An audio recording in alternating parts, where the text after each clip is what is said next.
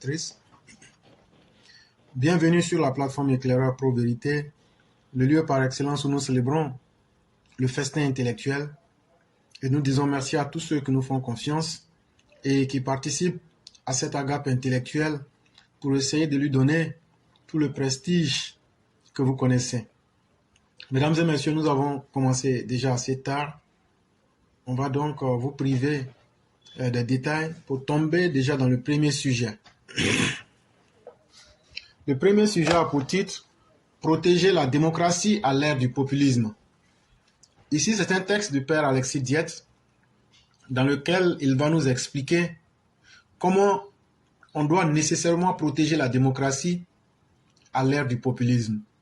Et ce qu'il faut comprendre dans ce titre, c'est que nous avons deux éléments fondamentaux. On a la démocratie et puis on a le populisme. La démocratie, pour la définir simplement, c'est le pouvoir du peuple qui est exercé par le peuple qui décide de ses dirigeants pour le représenter. Et le populisme, c'est toute forme de démagogie, c'est toute forme de tromperie du peuple, c'est le mensonge facile. Et donc, dans une démocratie où le peuple doit décider de ses dirigeants, est-ce que le populisme peut exister dans le même temps? Et donc, la nature fondamentale même du populisme ou des populistes, c'est l'irresponsabilité.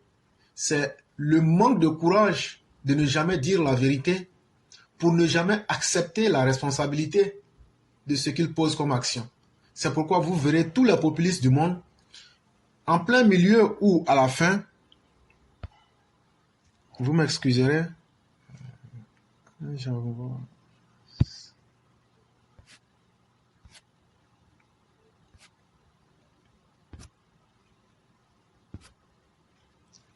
et donc, comme je disais, vous verrez que les populistes, ce sont des gens qui eux-mêmes utilisent volontairement la tromperie pour essayer de venir au pouvoir ou d'avoir la chose de la gestion publique.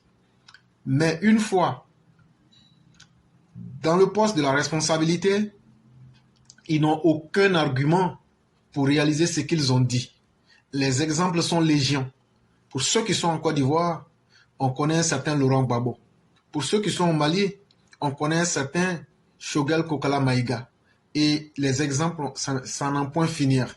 Et tout récemment, on vient d'avoir encore un nouveau populiste en la personne de Tidiane Thiam. Et donc, l'irresponsabilité pénale de l'élu n'est pas le fondement de la démocratie. Le père Alexis Dietz nous fait comprendre de prime abord que si on veut une démocratie véritable, une démocratie où les politiciens vont pleinement faire jouer leur capacité à l'avantage du peuple, puisque c'est le peuple qui les met là, il dit la première chose, ou bien un des éléments qu'il ne faut pas oublier, c'est que l'homme qui se met à la gestion publique, l'homme qui devient homme politique, l'homme qui accepte que le peuple le mette devant, cet homme-là doit accepter d'aller aussi devant les tribunaux.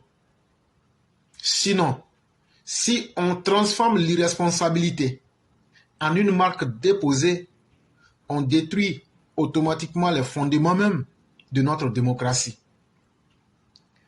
La responsabilité pénale de l'élu devant les tribunaux est une exigence démocratique dans une république parlementaire. Il dit dans une république qui se veut vertueuse, qui veut fonctionner en harmonie avec ce que le peuple attend, et dans une république, république parlementaire, il faut que chaque dirigeant, il faut que chaque responsable, il faut que chaque élu, il faut que chaque personne en qui le peuple a mis sa foi puisse répondre devant la justice, devant les tribunaux. Et il dit pour mieux étayer sa thèse, il nous prend ici l'exemple de Hans Kelsen, qui est un des penseurs sur la démocratie. Et sachez que Kant Hansen a fait de profondes réflexions sur la démocratie. Et Kant Hansen disait ceci: la restriction de l'irresponsabilité pénale de l'élu devant les tribunaux dans une république parlementaire. Il faut donc faire comprendre à l'élu que chaque fois qu'il va faire une faute, chaque fois qu'il va essayer de faire le contraire ou tromper le peuple, il doit automatiquement se retrouver devant les tribunaux. Notons que cette irresponsabilité pénale relevait historiquement de l'époque de la monarchie féodale, quand il fallait protéger la liberté de parole de l'élu contre l'arbitraire du gouvernement. Il dit à l'époque encore, c'est dans la monarchie féodale qu'on pouvait essayer de donner une certaine garantie d'irresponsabilité pénale à ceux qui étaient en face à la gestion publique. Il dit mais en dehors de cette période-là, parce que vous connaissez déjà la monarchie, c'est quelqu'un qu'on nomme, quelqu'un qui est vu comme un dieu. Mais quand on sort de ce contexte, il faut forcément engager la responsabilité pénale de tous les élus. Elle devient incongrue dans une démocratie parlementaire constituée. La responsabilité de l'élu devant les tribunaux devient nécessaire dans une république parlementaire quand des sociétés partielles s'y forment contre les libertés publiques. Il dit cela est d'autant plus nécessaire que si l'on s'amuse à laisser les politiciens prospérer sans leur imposer le droit, sans leur dire que vous êtes des justes et vous pouvez être jugés devant les tribunaux, automatiquement le peuple tombe dans l'engrenage de se condamner lui-même parce que le politicien va finir par croire qu'il peut se donner tous les droits et qui a tous les droits finit par en abuser. Et c'est pourquoi partout dans les républiques où le peuple qui donne le pouvoir, quand le peuple démissionne, quand les institutions démissionnent vis-à-vis des hommes politiques, vous voyez que ces personnes-là poussent le bouchon plus loin pour essayer de tomber dans les excès et on tombe fatalement dans les dictatures. C'était un texte de Père Alexis Diette. Sujet numéro 2. 8e congrès extraordinaire du PDCI. Tidjane Thiam prend le PDCI sur fond de division à Yamoussoukro. Tidjane Thiam est parvenu à se faire élire président du PDCI le 22 décembre 2023. Après avoir piétiné certaines dispositions du PDCI pour atteindre son objectif, il s'invite dans une arène politique loin de la vie douillette et lisse de banquiers qu'il a mené jusque-là. Le 8e congrès extraordinaire du PDCI s'est tenu le 22 décembre 2023 à Yamoussoukro. L'ancien patron de Crédit Suisse a été élu sans surprise à 96,5% des voix contre 3,2% pour son adversaire Jean-Marc Yassé, maire de la commune de Cocody. Si Tidjane Thiam peut revendiquer une victoire en prenant la tête du PDCI au forceps, force est de constater qu'il a été élu sur fond de division au pied de la basilique. À la vérité, la direction intérimaire s'est inscrite dans un agenda dont la finalité devait aboutir à l'intronisation de Tidjane Thiam à la tête du PDCI, et c'est ce qui fut fait. Quand on se réfère au contexte qui a entouré la tenue de ce 8e congrès extraordinaire, qui a même été reporté après une procédure judiciaire engagée par 2 militants du PDCI qui ont dénoncé de nombreuses irrégularités dans la tenue de ce congrès. Tidjane Thiam, on le sait, ne remplit pas toutes les conditions requises pour faire acte de candidature, notamment les 10 ans de présence au bureau politique. Mais la direction intérimaire du PDCI, manifestement en mission pour Tidjane Thiam, est parvenue à imposer l'individu à tous les militants du PDCI, bien sûr. Bien avant le dit congrès, des figures de proue du parti comme Jean-Louis Billon, Thierry Tano et Maurice Kakou-Dikaoué avaient dénoncé cette entorse au texte du parti. Le premier cité, c'est-à-dire Jean-Louis Billon, avait dit qu'organiser un congrès, dans le contexte que l'on a connu, déboucherait sur un simulacre d'élection du nouveau président, et c'est ce qui a été fait le vendredi 22 décembre 2023 à Yamoussoukro. L'un mis dans l'autre, l'on peut dire que Tidjane Thiam a piétiné les textes du PDCI pour s'asseoir dans le fauteuil présidentiel, pour s'asseoir dans le fauteuil du président Henri Konan Bédié. Mais c'est maintenant que le plus dur commence pour lui. D'abord, à l'écouter, le tout nouveau président du parti septuagénaire appelle à l'avènement d'un milieu politique policé, aseptisé, voire idyllique, Il s'imagine que la pratique politique sonotropique, réputée être un combat des gladiateurs, va devenir, comme par enchantement, un jeu pour enfants de cœur, un dîner de gala pour la Jet Society de la finance internationale. Qu'il se détrompe. Oh oui, que Tidiane Thiam se détrompe. Ayant basculé dans la vie politique, Tidiane Thiam devra se préparer à faire face aux pires adversités, aux coups bas, aux coups tordus et autres coups fourrés, inhérents au milieu politique, surtout en Côte d'Ivoire. Rien ne lui sera donné sans péril, comme cela a été le cas pour le fauteuil de président du PDCI, qui lui a été offert sur un plateau d'or. En dégageant de son chemin tous les obstacles, quitte à tordre le cou au texte fondateur du PDCI. En effet, il pourrait se heurter d'ici là, sinon à l'hostilité ouverte, du moins aux intrigues larvées de certains barons du PDCI qui ont été coiffés au poteau par des manœuvres peu orthodoxes quand il s'est agi de trouver un successeur en Henri Konan Bédié. Pas sûr, en effet, que durant les 2 prochaines années, ces frustrés ne jouent ouvertement ou malicieusement contre ce président parachuté ou intronisé à la tête du plus vieux parti de Côte d'Ivoire. Il n'est pas exclu qu'il y ait des velléités de candidature indépendantes parmi ces victimes entre guillemets de la mafia qui a intronisé Tidiane Thiam au forceps. Le neveu de Félix Houphouët-Boigny devra donc se préparer à affronter ses adversaires internes. Il devra également se préparer à gérer l'appétence du pouvoir de tous les autres leaders de l'opposition, qui lui contestent déjà son statut de leader de l'opposition. Des voix s'élèvent, en effet, dans l'opposition pour dire que Tidiane Thiam est un bleu dans le milieu de la politique nationale et donc ne saurait prétendre être le chef de file de l'opposition. C'est dire que Tidiane Thiam aurait tort de penser que Laurent Gbagbo et ses partisans vont accepter de servir de perche pour le propulser dans le fauteuil présidentiel.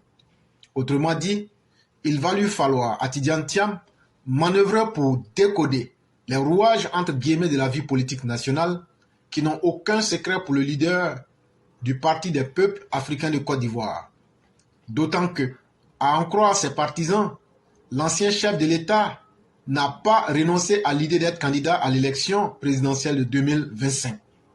Je vous le dis clairement, d'après certains de ses partisans, Laurent Gbagbo n'a pas encore renoncé à l'idée d'être candidat à l'élection présidentielle de 2025.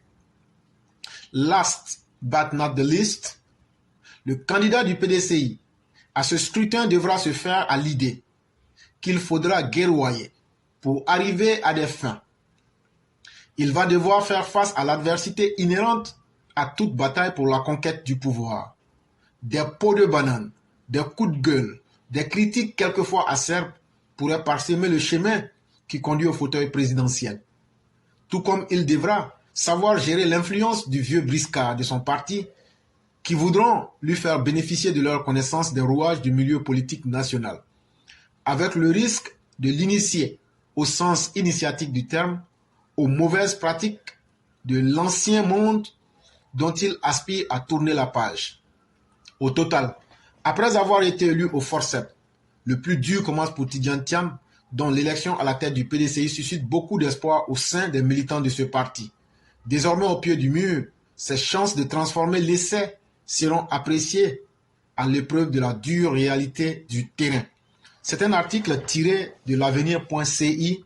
C'est un article assez facile. On ne va pas quand même perdre le temps vu qu'on est déjà en retard. Et donc on reparlait pour dire à Tidiane Thiam de s'apprêter sur le terrain politique entre eux-mêmes les opposants. Ils vont d'abord se lancer des coups de poing pour d'abord nous montrer le chef de l'opposition. Et Laurent Gbagbo aussi n'a pas encore abandonné l'idée d'être candidat en 2025.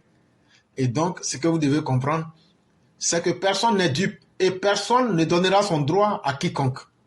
De cette même manière-là, Alassane Ouattara sera le candidat du RHDP en 2025. Et donc, de toutes les façons, en tout cas, la violence sera invitée dans ces élections-là. Et cette violence-là sera une bénédiction parce que ça sera le temps d'en finir définitivement avec tous les fauteurs de troubles. Et tous ceux qui ne jurent que par la violence, ça sera le temps de mettre fin brutalement et radicalement à ces personnes-là en les neutralisant définitivement. Et donc, c'est après cela que la Côte d'Ivoire va se retrouver. Parce que pendant trop longtemps, dans la politique ivoirienne, on a pris la vie des Ivoiriens comme une marchandise pour en faire du chantage chaque fois. Si je ne suis pas élu, si je ne suis pas content, des Ivoiriens mourront, mais les plus faibles. Mais cette fois-ci, ce sont les plus faibles qui iront débusquer ces politiciens malhonnêtes et les abattre comme des chiens dans les rues. Et après cela, on va demander à ceux qui veulent faire de la politique, venez faire de la politique. Ils vous diront, nous ne voulons plus faire de la politique parce que le peuple, même comme je l'ai dit plus haut dans le texte du père Alexis Diet, le peuple a compris qu'aucun politicien ne peut se soustraire du verdict des tribunaux. Et le tribunal populaire est encore plus dur que le tribunal de la République. Et les politiciens ivoiriens n'ont que fait trop de mal aux populations de la Côte d'Ivoire. Et les politiciens comme Tidjane Thiam, comme Laurent Gbagbo, comme Blé Goudé, comme Soro Guillaume, comme l'ancienne femme de Laurent Gbagbo, ils sont tous dans un schéma de violence. Mais Dieu merci, comme tout le monde en Côte d'Ivoire, tout le monde va assumer pleinement sa responsabilité et aussi les conséquences des actes qu'il aura posés. Et cette fois-ci, personne n'aura le temps de fuir. C'est ce qui sera intéressant et c'est ce qui va faire qu'à partir de 2025, chacun va connaître véritablement sa place et respecter au minimum un tant soit peu le peuple qui mérite de vivre. Parce que quand vous faites votre politique, ce n'est pas le peuple.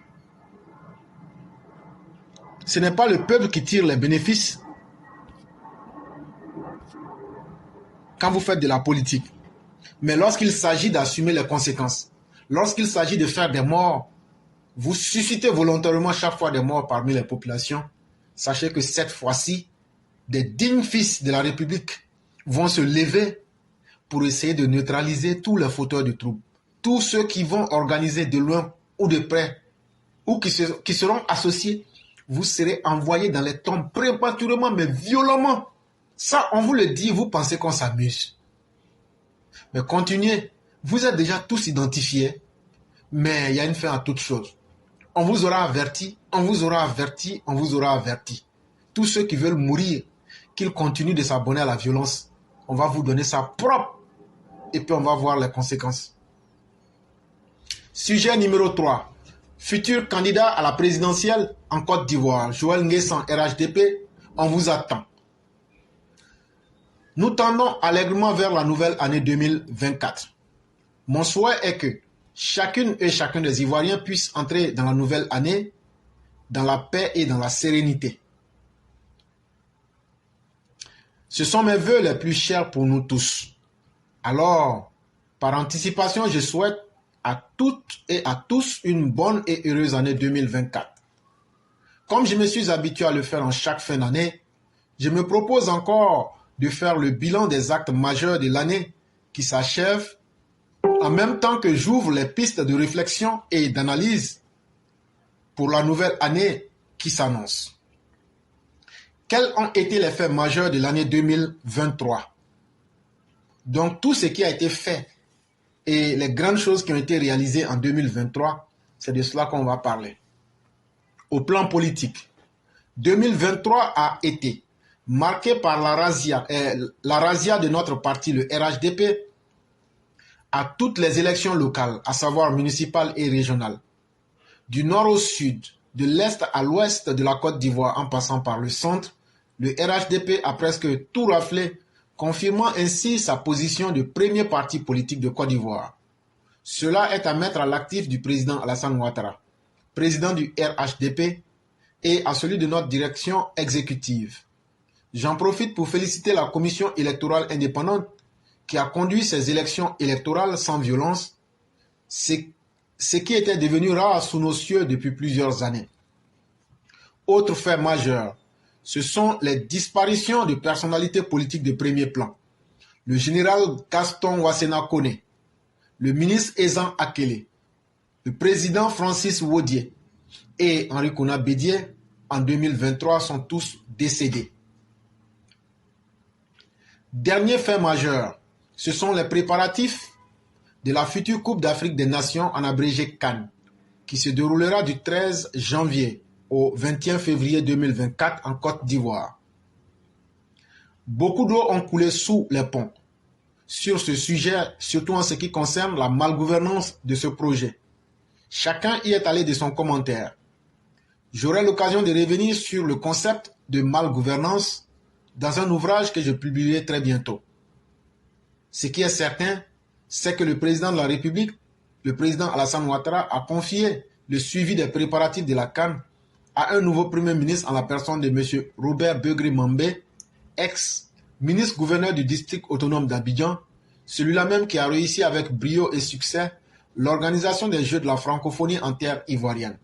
Je reste convaincu qu'il va réussir et que les Jeux seront un succès pour l'image de notre pays. Quelques pistes de souhaits, réflexions et analyses pour l'année 2024. Au plan sportif, l'année 2024 sera marquée par la tenue de la CAN. Tout le monde entier aura les yeux essentiellement braqués sur la Côte d'Ivoire au cours de cette compétition. Les villes qui vont abriter les différentes phases de la CAN sont déjà en ébullition. Chacun y va de son pronostic. Ce qui est certain, c'est que le meilleur, c'est lui qui sera le vainqueur. Mon souhait, c'est que nos pachydermes, les éléphants de Côte d'Ivoire, remportent la coupe pour offrir la 3e étoile continentale. Cela permettra ainsi au chef de l'État, le président Alassane Ouattara, d'attraper pour la 3e fois ce trophée après 1992, au moment où il était Premier ministre sous le président Félix Houphouët-Boigny, et en 2015, au moment où il était lui-même président de la République de la Côte d'Ivoire. Nous souhaitons donc une très bonne chance à nos éléphants footballeurs. Au plan politique, l'année sera marquée par la préparation des élections présidentielles d'octobre 2025. En Côte d'Ivoire, au niveau de chaque parti ou au niveau des plans politiques. Ce qui est certain en 2024, c'est que le PDCI s'est mis dans le starting block avec son nouveau champion, Tidjane Thiam, suite au décès subi d'Henri Konan Bédié le 1er août 2023.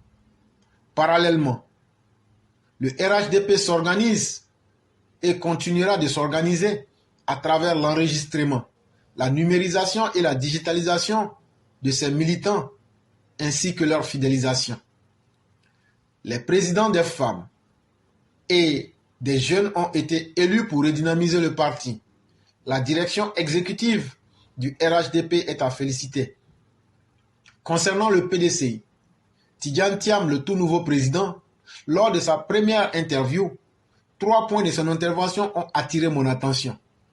Je tiens personnellement à souligner cela et à le féliciter. Le premier, c'est que le nouveau président du PDCI reconnaît que le président Alassane Ouattara a accompli un travail remarquable depuis son arrivée au pouvoir. Il associe cela au RHDP. Le deuxième point, c'est que Tidjane Thiam estime qu'il y a des améliorations à apporter dans la poursuite du développement de notre pays. En effet, aucune œuvre humaine n'étant parfaite, il y aura toujours des améliorations nécessaires. Troisième et dernier point, c'est son souhait de voir la classe politique ivoirienne s'inscrire dans une logique apaisée, sans invective et ni insulte. Avec de telles déclarations, je suis convaincu que nous nous acheminons vers une nouvelle ère de démocratie apaisée, loin des insultes et des propos belliqueux. Pour 2024, j'invite tous les acteurs politiques que nous sommes à avoir le bon ton, comme le disait le général Guy Robert. Notre pays a besoin, et nos populations le souhaitent ardemment, pour ne plus revivre les affres de la guerre et des drames dont nous aurions pu faire l'économie si la sagesse nous avait tous habités. Un autre sujet qui sera largement et longuement débattu en 2025, c'est celui de la nouvelle génération. Avec l'élection de Tidiane Thiam comme président du PDCI, à 61 ans, des voix s'élèvent pour parler et réclamer l'avènement de la nouvelle génération dans le milieu politique ivoirien. Au début des années 2000, quand je me portais candidat à la commune de Bouaké, pour la commune de Bouaké, j'ai intitulé ma liste à l'élection municipale Nouvelle Génération. Cela veut dire qu'à cette période, j'avais le souci de voir la nouvelle génération des jeunes et des femmes ivoiriennes s'impliquer dans la chose politique. Pour l'heure, mon débat concerne le concept de nouvelle génération qui va certainement animer les débats dans le microcosme politique de notre pays et qui fera certainement grincer des dents des uns et des autres dans les années à venir. À mon avis, la nouvelle génération doit s'entendre à plusieurs niveaux. Premier niveau, la nouvelle génération en fonction de l'âge. C'est la plus simple et la plus facile à comprendre. Nouvelle génération parce qu'on souhaite l'avènement au pouvoir de personnes plus jeunes que ceux qui sont actuellement au pouvoir. Cette façon de réfléchir ne me convient pas du tout. On peut avoir des personnes très âgées au pouvoir qui ont un esprit plus avancé en termes de vision et d'innovation pour notre pays. Le président Alassane Ouattara et le président Joe Biden des États-Unis, qui ont tous deux dépassé les 80 ans, en sont des témoignages éloquents. A contrario, nous avons des jeunes sans capacité intellectuelle, sans capacité professionnelle prouvée, qui tentent l'aventure de la gouvernance de notre pays. On ne peut que leur souhaiter du courage et de la témérité à condition qu'ils aient des visions. Deuxième niveau, nouvelle génération au niveau des idées. Être de la nouvelle génération, surtout pour ceux qui ont l'ambition politique de gouverner un jour notre pays, c'est d'avoir des idées nouvelles pour améliorer les conditions de vie de nos concitoyens. L'âge n'est plus un critère, ni notre appartenance à un groupe politique ou à un groupe régional ou ethnique. Les Ivoiriens veulent écouter un nouveau type de discours avec des idées et des propositions concrètes. Le temps est venu de sortir des débats et diatribes politiques et de proposer. Les Ivoiriens attendent de voir que chacun propose. Le président Alassane Ouattara a été élu par les Ivoiriens parce qu'il avait une vision et un programme pour les Ivoiriens. J'ai adhéré au RDR pour cela. Les Ivoiriens l'ont élu sur cette base. Alors tous ceux qui ont des ambitions, les Ivoiriens attendent votre vision et vos projets. Tous ceux qui ont des ambitions, on vous attend. Le président Alassane Ouattara est un grand apôtre du développement et il a une grande vision pour la Côte d'Ivoire. C'était donc un texte du ministre Joël Nguessan, membre du conseil politique du RHDP, et il parlait beaucoup plus de l'avenir et de comment il faut comprendre. Nouvelle génération ne signifie pas forcément des gens jeunes. Tu es jeune mais tu n'as pas d'idée, tu es jeune, tu n'as jamais travaillé, tu es jeune, tu n'as pas d'expérience professionnelle. Comment tu peux diriger un pays? Voilà un autre problème. Alors qu'on peut être vieux, mais l'avantage de l'expérience et le bagage intellectuel et professionnel peuvent être des acquis pour pouvoir progresser. Sujet numéro 4. Les travaux d'Hercule du président Alassane Ouattara, l'an 14. Comment le président Ouattara a transformé la Côte d'Ivoire de 2011 à 2023. Et comme vous savez, demain c'est l'anniversaire du président pour entrer dans le 1er janvier.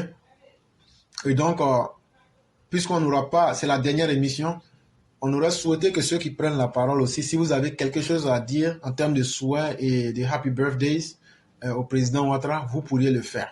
Et donc, pour moi, j'ai préféré montrer tout ce qu'il a fait pendant ces 14 ans, c'est-à-dire de 2011 à 2023. Tout le monde sait dans quel contexte il a pris le pays. On était un pays PPTE, un pays complètement en lambeaux, et la meilleure manière de dire à l'homme happy birthday pour moi, c'était de rappeler aux Ivoiriens de là où nous sommes quittés et là où nous nous trouvons aujourd'hui. Dès son accession à la magistrature suprême en 2011, le président Alassane Ouattara s'est engagé à faire de la Côte d'Ivoire un pays émergent. Il a pour ce faire déroulé une politique de grands travaux en investissant massivement dans les infrastructures. Rappel et état des lieux des travaux d'Hercule du président Alassane Ouattara pour mémoire. Le troisième pont d'Abidjan, baptisé au nom d'Henri Konan Bédié, demeure sans nul doute l'une des réalisations les plus emblématiques de son premier mandat. La qualité de l'ouvrage avait amené Henri Konan Bédié à s'exclamer à l'époque: ce pont à lui seul vaut un mandat. Reliant la commune de Marcory à celle de Cocody, cet ouvrage d'une longueur de 6,7 km s'achève sur un vaste échangeur sur le boulevard Félix Houphouët-Boigny, celui-là qu'on appelait avant le boulevard Giscard d'Estaing. Quant au quatrième pont, qui relie Yopougon au plateau et dont les travaux sont en cours, il sera livré sous peu. En attendant, le cinquième pont de la capitale économique, un pont à Auban baptisé pont Alassane Ouattara, est déjà ouvert à la circulation, reliant désormais les communes du plateau et de Cocody. Il s'agit d'un ouvrage long de 1,5 km, lancé de 334 mètres, viaduc et échangeur. Véritable objet d'attraction qui accueille des milliers de visiteurs certains jours de fête. N'oublions pas que l'échangeur d'Abobo a été ouvert en ce 30 décembre 2023. Des routes et des ponts à travers tout le pays.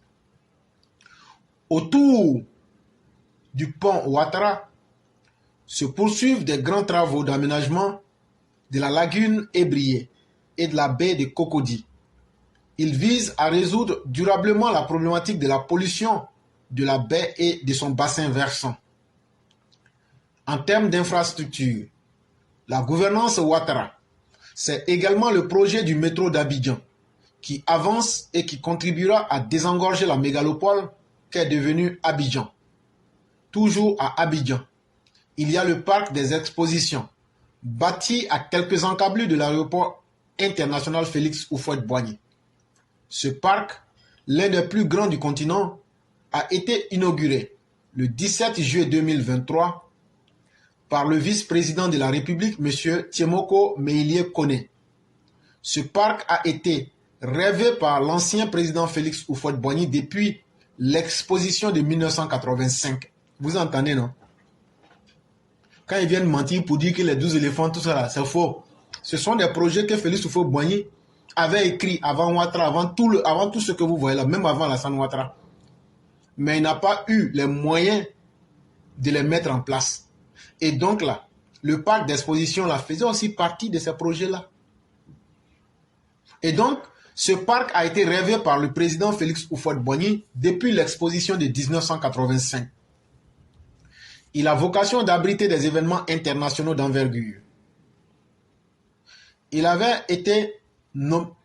noté le vice-président. C'est d'ailleurs cet édifice qui a abrité le tirage au sort des équipes devant participer à la Coupe d'Afrique des Nations de football qui se jouera de janvier à février 2024 en Côte d'Ivoire.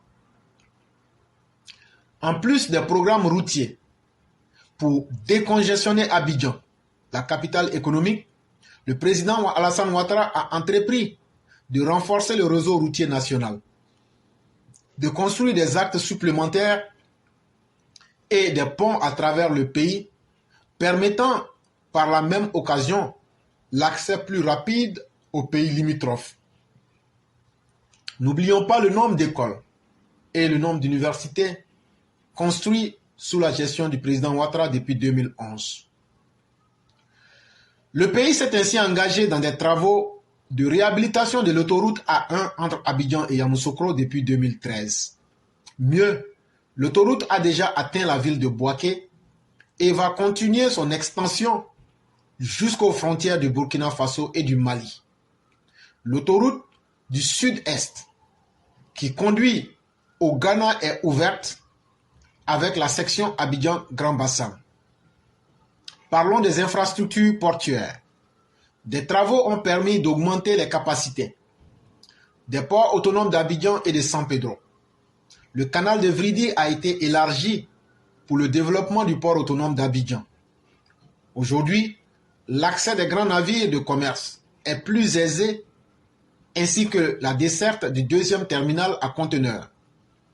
Au moins 25 827 167 tonnes de marchandises y ont transité en 2019 et cela ne cesse de croître. Quant au port de San Pedro, deuxième port de notre pays et premier port cacaoyer du monde, ce port de San Pedro a bénéficié des travaux d'extension. Aujourd'hui, il dispose d'un terminal industriel et commercial polyvalent, de plusieurs plateformes pour des entrepôts et des aires de stockage. À cela s'ajoutent les constructions d'une chambre froide pour l'exploitation des produits de la mer et d'un centre emplisseur de la société Gaz Ivoire. Parlons des infrastructures énergétiques. Pour mettre en adéquation sa vision de l'émergence avec les ambitions énergétiques de son pays, la Côte d'Ivoire s'est dotée d'un nouveau barrage hydroélectrique. Il faut noter que la construction du barrage de Soubré, implanté sur le fleuve Sassandra, est le résultat du partenariat entre la Chine et la Côte d'Ivoire. Ce barrage hydroélectrique de 4 km de long et de 20 mètres de haut produit 275 MW par an. L'objectif visé est de rendre la Côte d'Ivoire totalement indépendante sur le plan énergétique. Il faut noter que ce barrage vient doubler la part de l'hydraulique dans la fourniture de l'électricité. Infrastructure sanitaire. Sur le plan de la santé, la Côte d'Ivoire a procédé sous le président Alassane Ouattara à la mise aux normes des hôpitaux de référence. Des travaux de réhabilitation et d'équipement de 10 établissements sanitaires ont été lancés. 3 centres hospitaliers régionaux, en abrégé CHR, c'est-à-dire les CHR d'Abangourou, de Timbokro et de Séguéla. 5 hôpitaux généraux, ceux de Bangolo, Bouna, Daoukro, Tanda, Tumodi. Transformation infrastructurelle de 2 centres de santé urbains, celui d'Akwedo et de Rubino en hôpital généraux. Le pays dispose aussi désormais de pôles de médecine de pointe. On peut citer le Centre national d'oncologie médicale et de radiothérapie Alassane Ouattara, le pôle gynéco-obstétrique et de l'Institut de médecine nucléaire d'Abidjan au CHU de Cocody. La jeunesse au cœur de l'action gouvernementale. Il faut signaler qu'en Côte d'Ivoire, l'année 2023 a été dédiée à la jeunesse. À cet effet, un ambitieux programme triennal place la jeunesse au cœur de l'action gouvernementale.